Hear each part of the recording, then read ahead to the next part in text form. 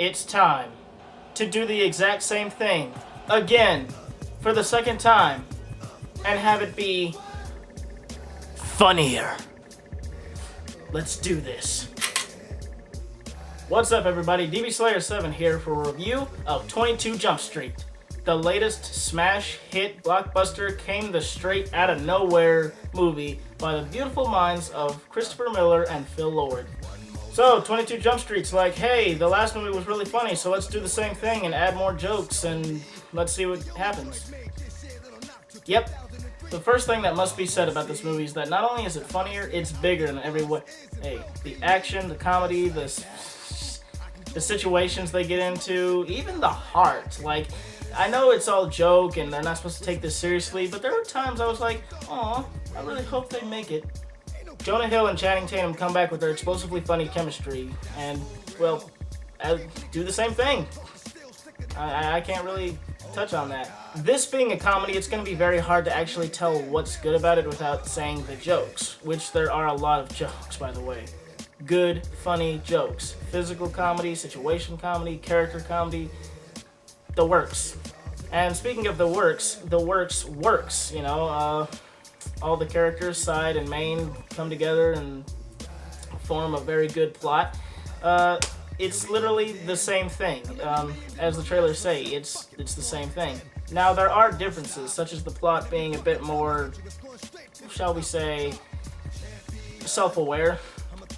The people making the movie, the actors, the comedians, everybody knows that this is just a big, dumb, fun action, comedy, bromance movie, and they run with it. I mean, it's just, there's just no telling where the movie's gonna go in terms of comedy, just how it's gonna set up and pay off, and it works really well. The only downside I can say is that the movie's a little too self-aware of itself. Sometimes they'll be battering you over the head with a joke, and you're like, okay, we get it, come on, we know they're gonna make up at the end and do the thing, blah, blah, blah, blah, blah. But it does keep itself from getting boring by, you know, not stopping to do anything. Everything in the movie is funny. It's just one of those perfect movies that improves upon the sequel and gives us more to love, and frankly, I like it a lot more than the first one, and I loved the first one. I went into this expecting the same thing, literally the same thing, and I got something better.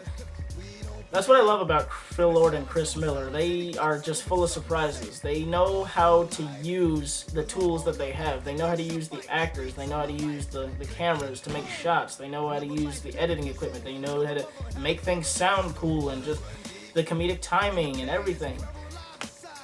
You know, it's funny, the guys who made this R-rated comedy movie about two cops going undercover in college to stop a drug bust are the same guys who made the Lego Movie and Cloudy with a Chance of Meatballs.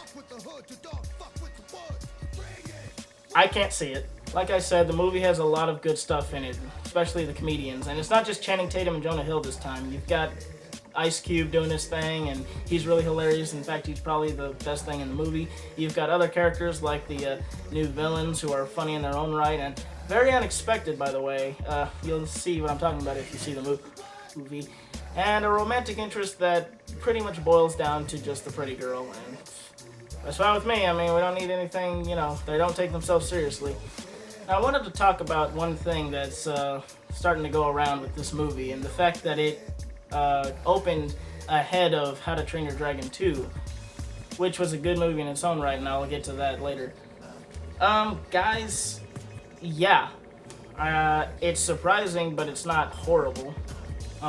You know, people liked the first one. The second one had the same actors, the same setup, the same producers, the same directors.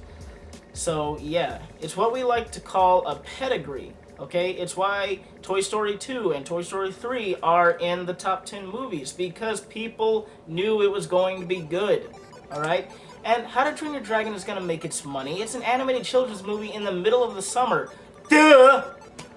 Come on, guys.